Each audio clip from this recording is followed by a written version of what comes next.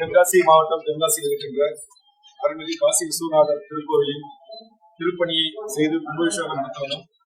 இங்க இருக்கின்ற இந்த கோவிலின் சிறப்பு வாய்ந்த பழமை தன்மை மாறாமல் எதிர்காலத்தில் பாதுகாக்க வேண்டிய அவசியம் குறித்து 2018-338 உறுதிமொழிகள் அந்த உறுதிமொழி நிறைவேற்றப்பட்டிருக்கிறதா என்பதை குழு இன்றைக்கு மாவட்ட ஆட்சித்தலைவரோடு நேரடியாக தன்னுடைய கடல் பயணத்தை தொடங்கியது.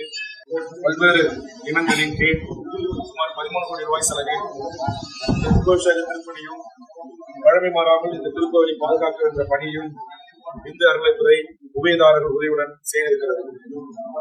மேற்படி இந்த குழு இந்த உறுதிமொழி நிறைவேற்றப்பட்டிருக்கிறதா என்பதை ஆய்வு செய்கின்ற அடிப்படையில் சுமார் 13 பணிகளும் ஏனைய இதர பணிகளும் சேர்ந்து 7/4/2024 அன்று முடிக்கப்பட்டு குடமுழுக்கு நடந்தேறியிருக்கிறது.